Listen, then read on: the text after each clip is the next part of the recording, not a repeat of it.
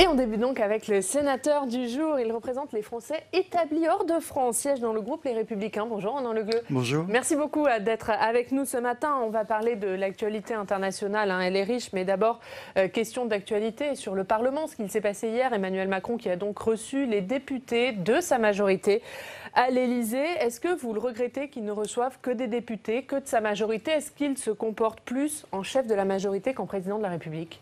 Oui, il se compose en chef de la majorité, mais s'il veut lancer un signe au Parlement pour montrer le respect des parlementaires, alors il faut laisser le Parlement travailler sur la réforme des retraites. Parce qu'on voit aujourd'hui ce qui se passe. On parle d'une réforme qui concerne tous les Français, absolument tous les Français. Une réforme qui va impacter la vie des Français pendant des dizaines et des dizaines d'années.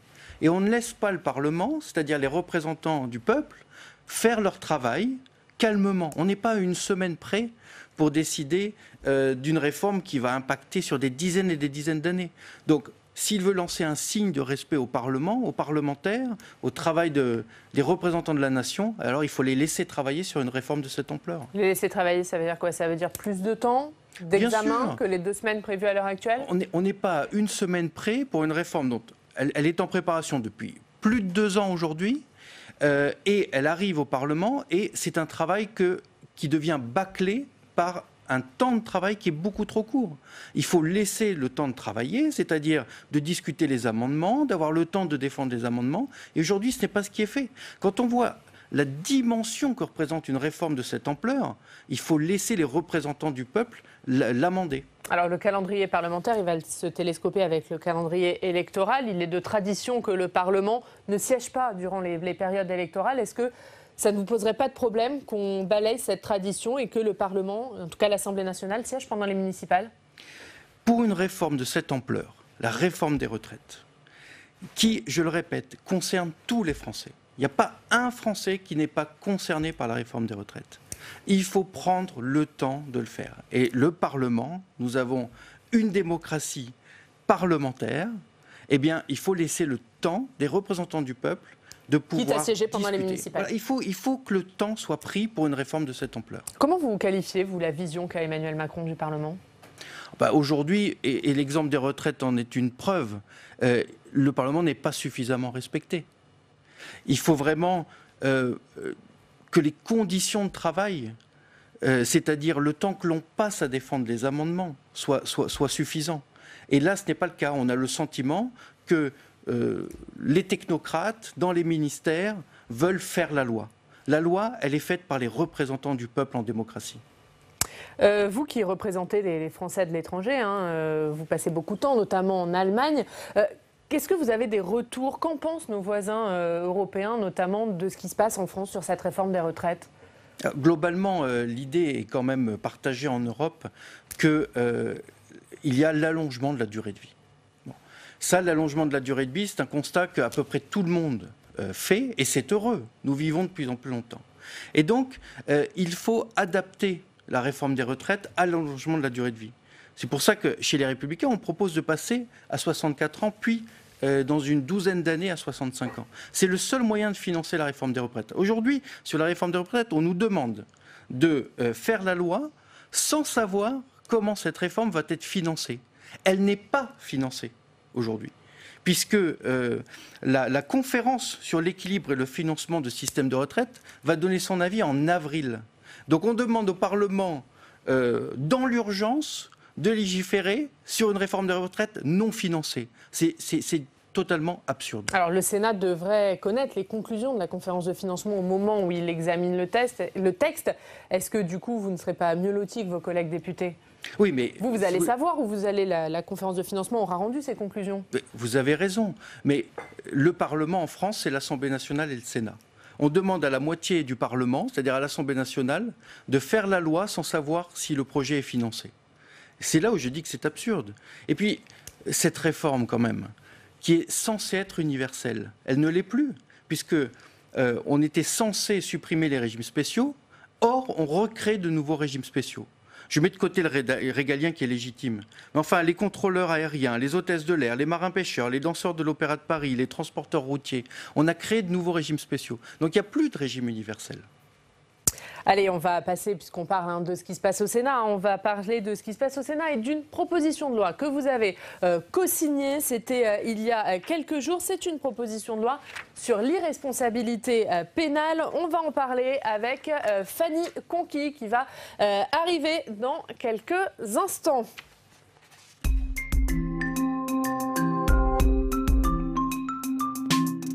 Voilà, Fanny qui arrive sur ce plateau. Fanny, je le disais, on va parler de cette proposition de loi sur l'irresponsabilité pénale co-signée par Ronan Le Gleut.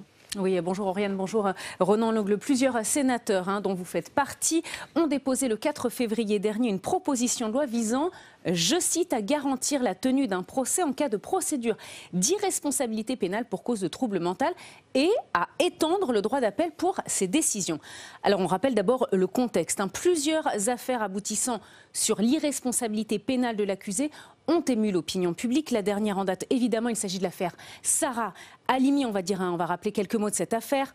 En avril 2017, Kobili Traoré tue sa voisine, retraitée Sarah Halimi, et 2 ans plus tard, après 2 ans d'instruction et de nombreuses expertises psychiatriques, la Chambre de l'instruction de la Cour d'appel de Paris rend une décision d'irresponsabilité pénale pour Kobili Traoré. Voilà pour les faits. Ce que soulignent les sénateurs dans l'exposé des motifs de cette proposition de loi, c'est qu'il reste alors un sentiment d'injustice, d'incompréhension de la part des victimes, avec un deuil impossible à faire et de fait le besoin de procès est là. Les sénateurs rappellent qu'il y a eu des évolutions de la loi. Avant 2008, l'irresponsabilité pénale pouvait être établie par une ordonnance de non-lieu du juge d'instruction ou bien constatée lors d'un procès débouchant sur un acquittement ou une relaxe. L'impact de ces termes de non-lieu et de relax était très difficile pour les victimes et depuis la loi 2008, on introduit la notion de déclaration d'irresponsabilité pénale. Soit la décision d'irresponsabilité pénale est rendue au stade de l'instruction, soit elle est rendue par la cour d'assises ou le tribunal correctionnel lorsqu'il y a un procès. Mais pour les sénateurs, auteurs de cette proposition de loi, il faut aller plus loin pour garantir un procès. D'abord parce que la procédure de décision devant la chambre de juridiction est rarement utilisée. Par ailleurs, le droit de faire appel est limité. C'est ce que dénoncent souvent les associations de victimes. Pour répondre à ce double constat, voilà ce que contient cette proposition de loi. Article 1er qui abroge la déclaration d'irresponsabilité pénale au stade de l'instruction, consacrant donc le droit à un procès. Et puis l'article 2 accorde le droit de faire appel d'une déclaration d'irresponsabilité au procureur général, à l'accusé ou au prévenu, au ministère public et à la partie civile. L'objectif, Ronan Le Gleut, c'est que la cour d'assises se prononce et donc déclare l'accusé coupable, non coupable ou irresponsable. Oui, écoutez, Sarah Halimi a été massacrée, défenestrée par un meurtrier clairement antisémite. Et il n'y a pas de procès.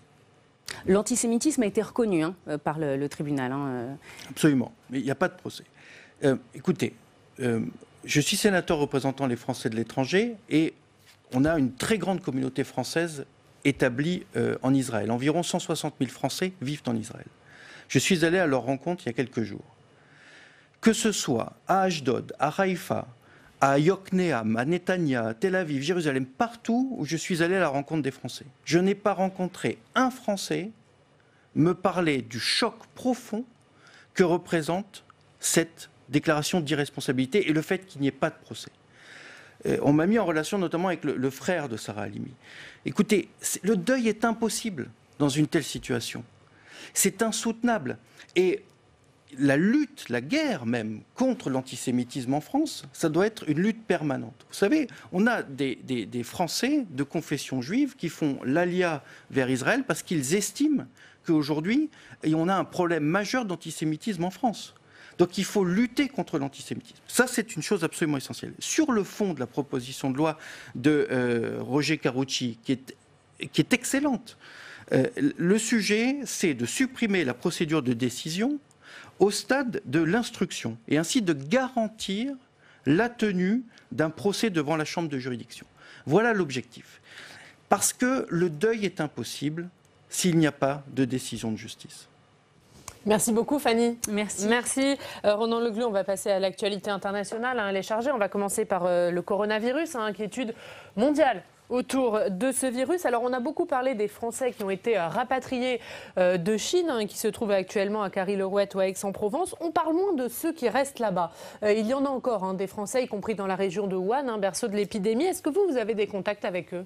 Alors oui, je suis régulièrement au téléphone, notamment avec nos conseillers consulaires, qui sont les représentants des Français établis en Chine. Si vous voulez, aujourd'hui, on a ce que j'appelle des héros invisibles. Je pense par exemple au consul de France et son équipe à Wuhan, qui sont toujours à Wuhan. Je pense aux enseignants des lycées français qui s'adaptent à la situation. Aujourd'hui, d'après le consul de France à Wuhan, il reste environ 15 Français qui en fait sont dans des situations de couple franco-chinois. Il n'y a pas de binationalité franco-chinoise, mais par exemple il y a des couples franco-chinois. Et en fait, ce sont des Français qui ne veulent pas rentrer. C'est leur choix, personnel de voilà. ne pas rentrer. Mais il a toujours été proposé de pouvoir rentrer dans la région du Hubei. Bon, sur l'enseignement, c'est très important. Les lycées français aujourd'hui sont fermés, puisque vous savez que le travail a repris officiellement depuis lundi. Et donc on a des enseignants de l'Agence pour l'enseignement français à l'étranger qui s'adaptent à la situation, qui par exemple font l'appel par visioconférence, qui donnent des devoirs à la maison. Les parents s'adaptent, ils sont confinés et donc donnent les cours directement à Hong Kong, à Shanghai ou à Pékin. Donc on a une situation qui est extrêmement critique. Tous les Français qui vivent en Chine et qui sont des indépendants, restaurateurs, indépendants, le chiffre d'affaires s'effondre totalement. Donc on a une situation économique qui est dramatique. J'ai eu un Français directeur d'hôtel qui m'a expliqué que le taux d'occupation de son hôtel était de 7%. En 35 ans de carrière, il n'avait jamais vécu ça. Et puis, donc, si vous voulez, ce que je veux dire par là, c'est qu'on a des Français qui sont extrêmement dignes, on a des héros du quotidien, ces enseignants qui s'adaptent à la situation. Je pense au consul de France à Wuhan et toute son équipe, au Quai d'Orsay de manière générale, qui est un budget... Le Quai d'Orsay qui gère bien la situation, selon vous? Oui, pour moi, le Quai d'Orsay, qui est un ministère où on a d'année en année coupé les budgets du Quai d'Orsay. Et on le voit dans cette situation-là, sans notre consul et son équipe à Wuhan, jamais on n'aurait pu arriver à la situation d'aujourd'hui qui est satisfaisante pour les Français, par exemple, qui sont aujourd'hui à Carry-le-Rouet dans les Bouches-du-Rhône. Mais ce que je veux dire par là, c'est qu'il faut absolument donner les moyens au Quai d'Orsay de pouvoir continuer des missions de cette ampleur. Et on le voit bien, les budgets ont été rognés. Un autre point qui me semble très important, on a des familles françaises, parce que les lycées sont fermés, qui décident, par exemple, parce que leurs enfants vont passer le bac, de revenir en France. Je souhaite qu'ils soient bien accueillis en France, après les 14 jours de quarantaine, mais que ces enfants qui arrivent de Shanghai, de Hong Kong, de Shenzhen, puissent être bien accueillis en France dans les écoles françaises. Voilà. C'est un message que j'ai eu le Quai d'Orsay hier au téléphone, c'est un message que je leur transmets parce qu'il y a une certaine inquiétude de la part de ces Français établis en Chine. Comment seront-ils accueillis lors d'un retour? On respecte les 14 jours de quarantaine et je souhaite qu'ils soient bien accueillis. Il y a une cellule qui est dédiée à ça au Quai d'Orsay? Ils sont en contact en permanence? Absolument. Il y a une cellule dédiée, notamment lancée par le centre de crise. Et je peux vous dire que j'ai leur portable, je suis au téléphone régulièrement directement avec eux et de la même manière avec les Français de Chine. On va parler d'un autre sujet que vous connaissez bien, c'est l'Allemagne, les relations franco-allemandes notamment. D'abord, ce qui se passe en Allemagne. Il y a une alliance qui a été passée il y a quelques jours entre la droite modérée de la CDU et l'extrême droite pour élire le dirigeant de la région de Thuringe. La dauphine d'Angela Merkel, par la suite, Annegret Kramp-Karrenbauer, a renoncé à lui succéder. Est-ce qu'aujourd'hui, l'Allemagne s'enfonce dans une crise politique ? Alors déjà, sur l'alliance dont vous parlez, elle a été condamnée et Kemmerich, le président du Land de Thuringe, a démissionné en moins de 24 heures. Donc il faut rappeler que ça a été totalement rejeté par Angela Merkel, par le parti CDU et par Annegret Kramp-Karrenbauer. Mais a posteriori. Voilà, ça a été dans les 24 heures, si vous voulez. Donc clairement, la ligne du parti d'Angela Merkel, c'est pas d'alliance, hein. Alors effectivement, Annegret Kramp-Karrenbauer a démissionné. Elle était la dauphine d'Angela Merkel et ça pose effectivement la question de la succession. Aujourd'hui, plusieurs candidats sont en lice, Friedrich Merz, Armin Laschet, Jens Spahn, voire Markus Söder. Et effectivement, vous avez raison, ça ouvre aujourd'hui des questions pour le centre droit et la droite en Allemagne. Est-ce que ça pose uniquement la question de la succession? Est-ce que ça ne pose pas aussi la question d'un affaiblissement d'Angela Merkel à la tête de l'Allemagne?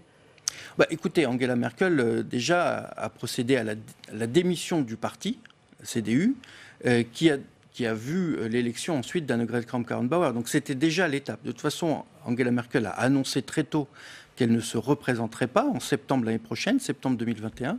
Donc effectivement, l'Allemagne se prépare à un scénario en septembre 2021 et regarde d'ailleurs vers l'Autriche.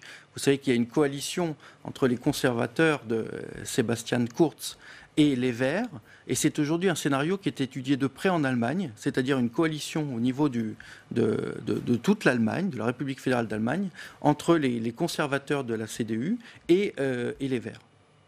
Donc pour vous, il n'y a pas de, ça concerne uniquement la CDU et la succession d'Angela Merkel à la CDU. Il n'y a pas de risque, par exemple, pour le couple franco-allemand. Angela Merkel n'est pas affaiblie en tant que dirigeante.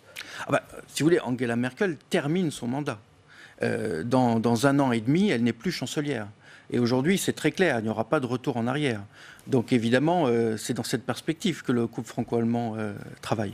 Allez, on va parler d'un autre sujet. Ça concerne cette fois le Royaume-Uni. Ces législatives en Irlande qui ont eu lieu il y a quelques jours. Et le Sinn Féin, c'est le parti nationaliste qui devient la deuxième force parlementaire. C'est un parti qui est partisan d'une réunification des deux Irlandes, la province britannique d'Irlande du Nord et la République d'Irlande.